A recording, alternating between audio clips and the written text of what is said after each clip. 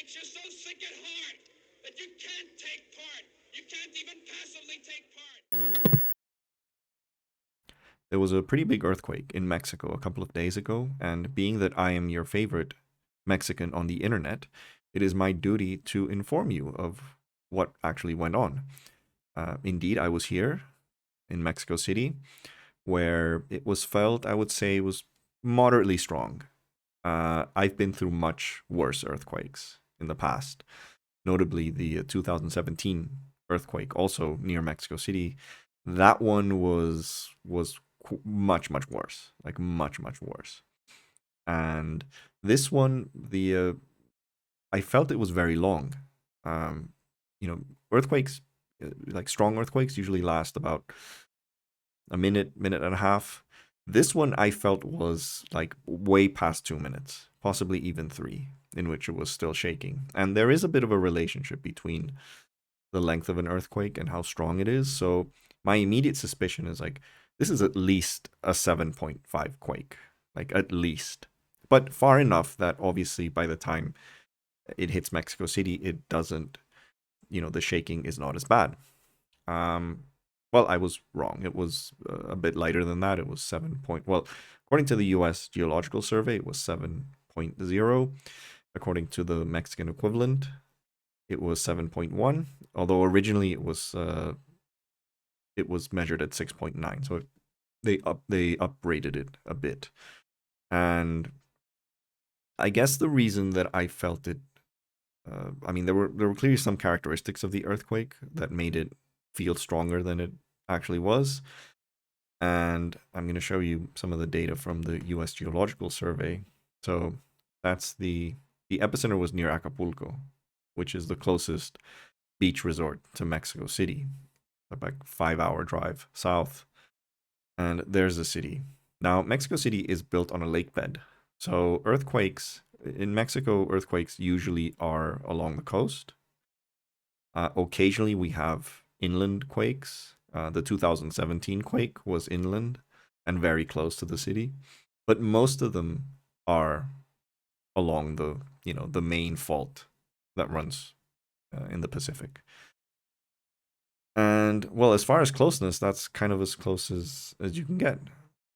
So again, there must have been certain characteristics of this earthquake that made it as long as it is, and it was clearly quite intense because the shake map gave it a measurement of 8, and that is severe shaking. So I can only imagine how it felt in Acapulco.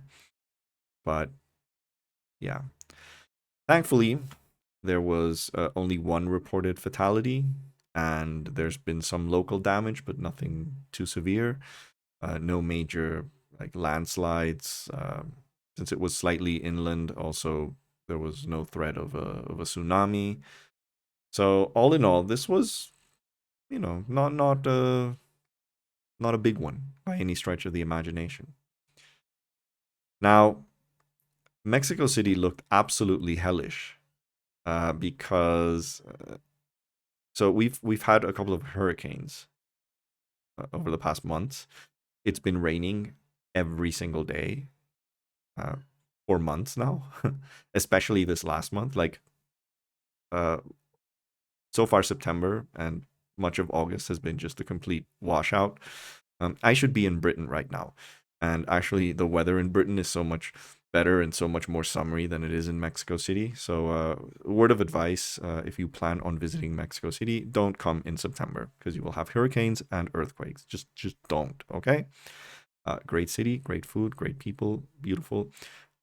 Just don't come in September, okay? You heard it from me. So the sky was overcast. In fact, it was raining during the earthquake. And when it's raining and when it's overcast, it makes lights look more ominous than they usually are. So this is what happened, and this is very impressive. Yeah, let's watch. Minutos, un primer temblor, y este fue el momento del temblor con magnitud 6.9. Son imágenes impactantes, ¿no? Sí, como ya sabemos, estos destellos que se ven son el momento en que chocan los cables de alta tensión de la luz. So they're saying that these lights are caused by power cables hitting each other. There's been reports that these are so-called earthquake lights caused by the release of energy, but I don't think that's the case. And then there's obviously, nuttier explanations. This is relevant for the rest of the video, by the way. My theory actually is not that those were power cables, but actually I think it's most probably short circuits from power stations, because if you notice, they're kind of far away, near the outskirts, so where there's more likely to be local power stations. I don't think there's many local power stations in the middle of the business district, which is where the video is being taken from. So I think that's why you see them from afar. But anyway, it looks very, very apocalyptic, doesn't it? Unos contra otros, y pues sí fue un temblor que se sintió muy fuerte. Estamos aquí en las instalaciones de Televisa Chapultepec. Se siguió el protocolo, como cada edificio tiene que tener un protocolo. Se evacuó, por supuesto, siendo una televisora, pues se mantiene un personal al interior. Estamos viendo justamente lo que decías, el momento del movimiento telúrico. Yeah, so that was pretty impressive. I'd never seen anything like that. And again, I think the overcast skies just amplified the effect of that, and it's probably why, I don't know, in previous earthquakes we didn't see any of that. Usually the lights go off, the power goes off when there's a big earthquake. So yeah. Anyway, the real purpose of this video is not to discuss the earthquake. It's to discuss the reaction of people to the earthquake, specifically religious nutters, because believe it or not, there's no shortage of them in Mexico. And what's interesting about the quake is what happened that same day earlier. And basically, the Mexican Supreme Court decriminalized abortion in a absolutely landmark ruling. So this is huge. Mexico is the second largest Catholic country in the world after Brazil, and it's therefore the biggest Catholic country to decriminalize abortion. Much like the U.S., we are a federation, so it'll take a while before the states pass their own legislation to either decriminalize or legalize. But the fact is, as of now, anyone who gets any sort of charge for an abortion in Mexico can sue, and that's a massive, massive victory in a Catholic country.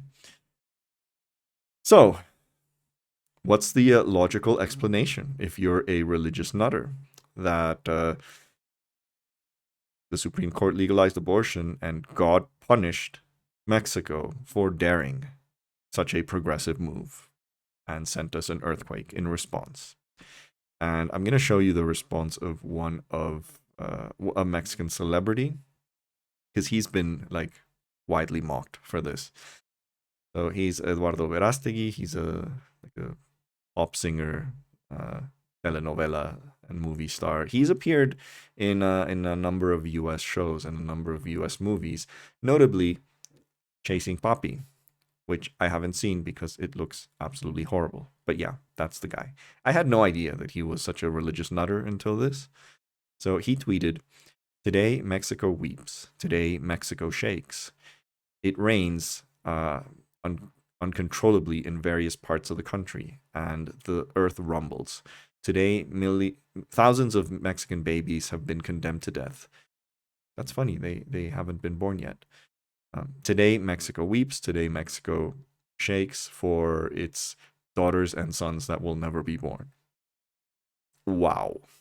Anyway, what's funny about him is that a couple of days before, the leader of Spain's fascist party, Vox, came to Mexico for a couple of days, and he met with members of Mexico's main right-wing party, the PAN, and they signed an accord in which they vowed to fight together against communism, basically using kind of like the anti-woke language you hear from the alt-right and alt-light in the US, sort of the PragerU, Candace Owens, Ben Shapiro type. So they've been kind of flirting with this bandwagon. Overall, I still think that our right-wing party is much more moderate than the Republicans, but they do have a strain of, Catholic fundamentalism among them. And so he met with Abascal, and clearly he's very proud of this moment, meeting a fascist. Thank you, Santiago Abascal, for coming to Mexico to share work and efforts. Hashtag together we are stronger. Let's keep defending life, family, and fundamental freedoms. Retweet if you agree. So yeah, that's the character. And I guess in terms of celebrities who've gone off the deep end with this, he's the most notable one. But I just want to show you some of the random comments from people on Twitter because it's hilarious. So, there's also a lot of comments here. I basically just search for earthquake and abortion, and a lot of Portuguese comments. So I suspect these are all the because the words are the same in Spanish and Portuguese. So I think a lot of these are the Bolsonaro fans, which are basically Brazilian MAGA. So we have one Portuguese. Legalized abortion in Mexico, followed by 7.1 earthquake and lights in the sky. Trivial coincidence. We live in the most skeptic times in human history. That's ironic because, skepticism would be doubting the religious explanations, not doubting that it's just a coincidence. But, yeah. Obviously, there's a lot of cynics as well, and some of the comments are funny. So they approve abortion. God, let's send them an earthquake. Famine in Africa and many parts of the world. God speaking through a pastor. Repeat after me. God will provide. Yeah, that's the irony. And the reason that I mentioned the lights, obviously because it was pretty impressive, but also because these nutters have seen that as like, oh my God, it's not just the earthquake, it's like the signs, the signs from the heavens, the lights. Yeah. So someone does a poll. Terrible what's happening in Mexico, decriminalizing abortion, and later that night an earthquake with an incredible but frightening phenomenon of skylights. Coincidence or sign? What do you think? 47.2% think it's a sign. Yeah. Twitter always brings out the smartest people in the universe. Yeah, more Bolsonaristas. There's one that was really funny. Let me find it.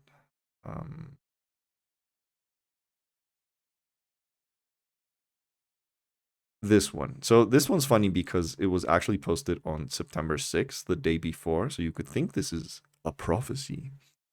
So this guy writes, prepare Mexico for an eventual earthquake if the biggest genocide is approved, abortion. And let's look at this meme because it's hilarious. So how to help the non-legalization or decriminalization of abortion in Mexico? Sign some petition. Fast and pray tomorrow, 7 September, to bread and water, putting ashes on your head. Remain praying virtually in front of I don't know what the yate is, the Basilica of Guadalupe. So this is the Virgin of Guadalupe, who is Mexico's patron saint. Or is that the correct word? I don't know. I'm not Catholic, so I don't give a shit about any of this. I was raised Catholic by a not very fundamentalist family, thankfully. So I'm a proud atheist now. So I have no idea what this is. But anyway, she's like the sort of symbol of Catholicism in Mexico, the Virgin of Guadalupe. And prepare for the worst earthquake in Mexico's history if it's approved. Guide yourself by the prophecies uploaded on YouTube for any. God, this is so sad. This is so fucking sad. But at least I will give them credit. So this is a forecast that actually puts some money where its mouth is. Because, look, let's be honest. Anyone can say that if something happens in Mexico, there'll be an earthquake. There's a very strong possibility that's going to happen. In fact, it's a near 100% probability that's going to happen because Mexico is an earthquake country. So you can be right for all the wrong reasons, and that doesn't count. Okay, but at least this forecast is more specific. It says the worst earthquake in Mexican history. So there was an earthquake, but it wasn't the worst. So the prophecy failed, I'm afraid. But anyway, it's kind of funny. Whenever there's something, they will always say, because they know it's going to happen. Like if gay marriage is approved, there will be an earthquake. Yeah, there will be. I guarantee you it will. You know, the interesting thing would be to make a prophecy about an earthquake in a country that doesn't have earthquakes. So here's a good one. You know, if they decriminalize abortion in Britain, there's going to be an earthquake.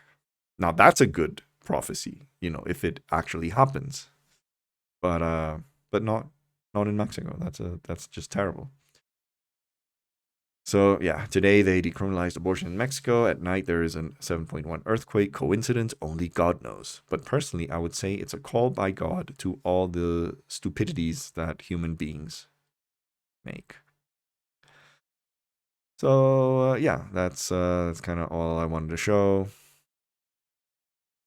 Yeah, coincidence that on 7 September, the day that abortion is decriminalized in Mexico, a big 7.0 earthquake hits the country. Our video shows the exact moment that a priest, while he's praying a Hail Mary, I don't know what this means, but I think the video is pretty impressive.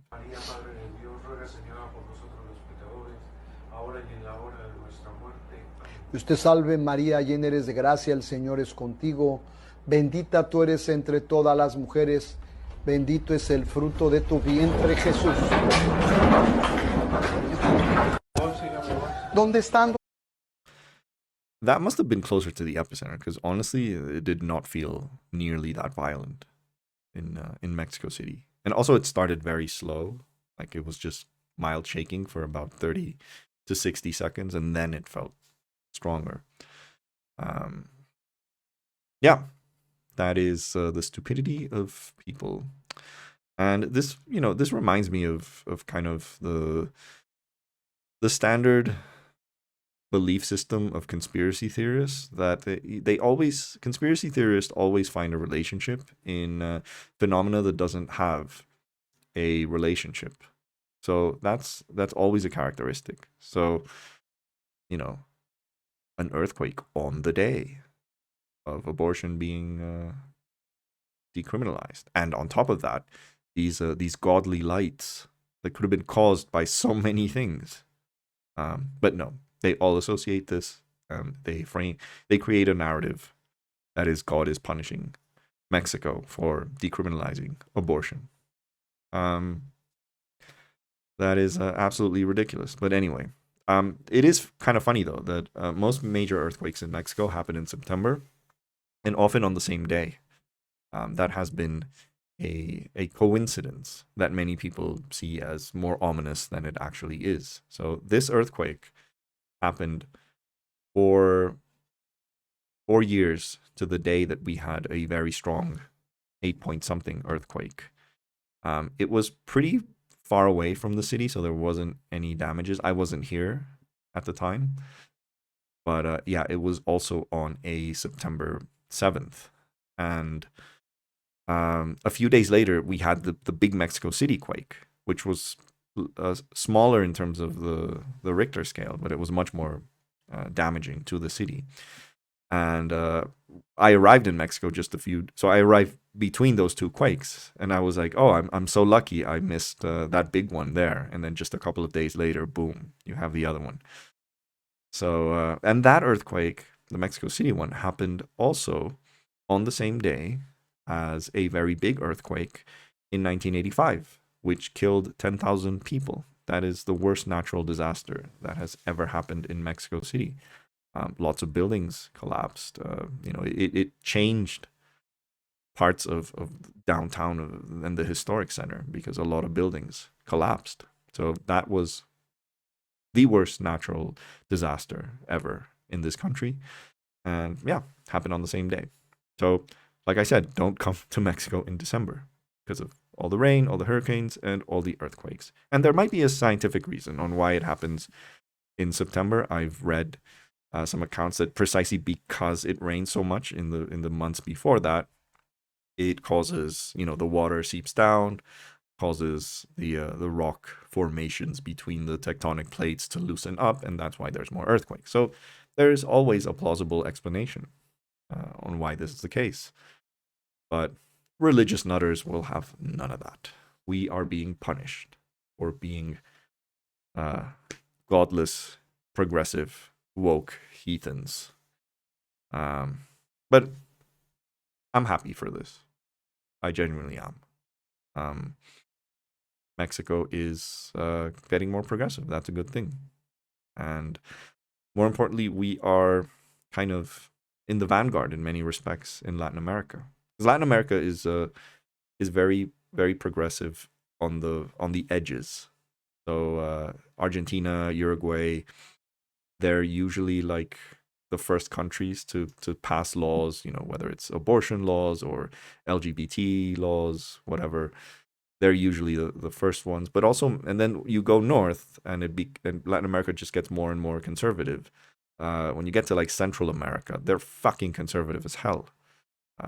They're by far the worst.